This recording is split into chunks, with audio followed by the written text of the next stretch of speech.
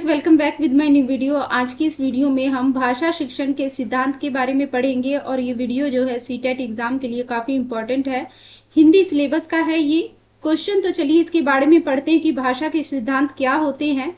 Principle of language teaching, इसके बारे में पढ़ेंगे। भाषा शिक्षण के सिद्धांत वे नियम और मार्गदर्शक सूत्र हैं जिनकी मदद से एक शिक्षक कक्षा में भाषा को प्रभावी, सरल और रोचक तरीके से सिखाता है। बालक भाषा कैसे सीखता है, इस बात को ध्यान में रखते हुए भाषा वैज्ञानिकों और शिक्षा शास्त्रियों ने निम्नलिखित प्रमुख सिद्धांत दिए हैं कि बालक भाषा को किस तरीके से सीखता है। पहला है अनुकरण का सिद्धांत, यानी कि नकल करके इसको कह सकते हैं। अर्थ, बालक प्राथमिक स्तर पर भाषा सुनकर और दूसरों की नकल करके सीखता है। शिक्षक की भूमिका इसमें क्या रहती है उसके बारे में पढ़ते हैं।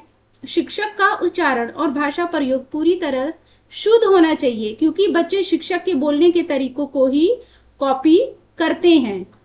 रुचि का सिद्धांत, पॉइंट नंबर 2 है रुचि का सिद्धांत, प्रिंसिपल ऑफ इंटरेस्ट। अर्थ जान लेते हैं। जब तक छात्र में भाषा सीखने के प्रति रुचि नहीं होगी, वह प्रभावी ढंग से नहीं सीख सकता।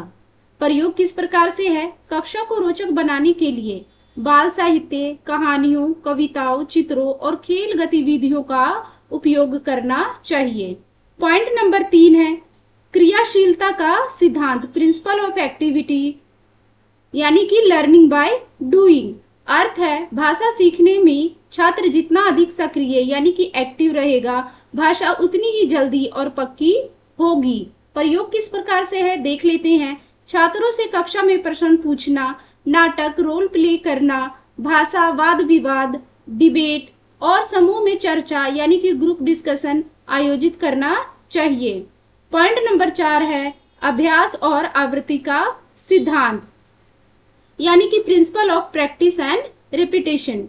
अर्थ है मनोवैज्ञानिक थॉर्नडाइक के अनुसार अभ्यास से ही ज्ञान स्थायी होता है।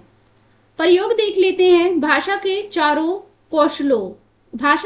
कौशलों जैसे कि सुनना, बोलना, पढ़ना और लिखना का बार बार अभ्यास करना आवश्यक है। पॉइंट नंबर 5 है बाल केंद्रितता का सिद्धांत। अर्थ है शिक्षण का केंद्र बिंदु बालक होना चाहिए, न कि शिक्षक या पाठ्य पुस्तक होना चाहिए। प्रयोग किस प्रकार से है। शिक्षण योजना बालक की आयु, मानसिक स्तर, रुचि और व्यक्तिगत भिन्नता को ध्यान में रखकर बनाई जानी चाहिए। पॉइंट नंबर 6 है जीवन से जोड़ने का सिद्धांत।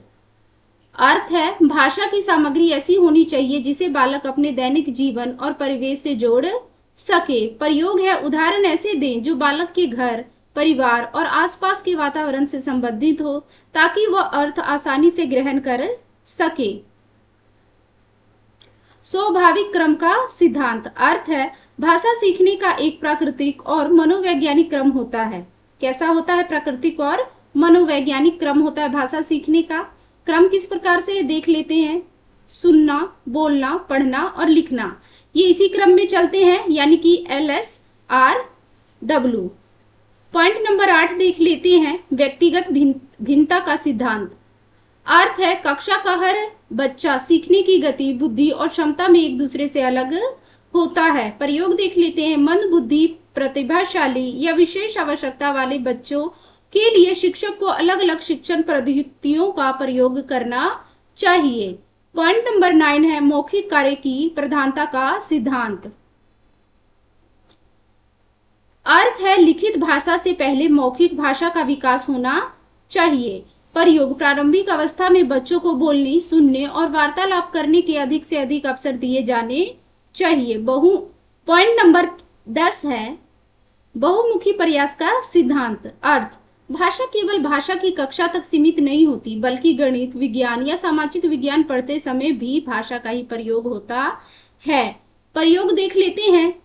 शिक्षक को हर विषय के शिक्षण के दौरान भाषा की शुद्धता और अभिव्यक्ति पर ध्यान देना चाहिए। संक्षेप में याद करने योग्य जो बिंदु हैं उसको देख लेते हैं। क्विक समरी है। सिद्धांत, मुख्य विचार है अनुकरण, देखकर। अनुकरण का मतलब है देखकर और सुनकर नकल करना। क्रियाशीलता का अर्थ है खुद करके या बोलकर सीखना। स्वाभाविक क्रम, यानी कि सुनना, बोलना, पढ़ना और लिखना, जीवन से जोड़ना, वास्तविक परिवेश के उदाहरण से जोड़ना, अभ्यास, बार बार दोहराकर पक्का करना। सो वेल फ्रेंड्स, आज की वीडियो में इतना ही। आशा है आज का ये वीडियो आपको पसंद आया होगा और आज का जो टॉपिक है भाषा शिक्षण का सिद्धांत, वो आपको बहुत ही अच्छे तरीके से समझ आ गया होगा और ये जो है सीटेट पेपर के लिए बहुत ही ज्यादा इंपॉर्टेंट है, तो कृपया इसे जरूर पढ़ें।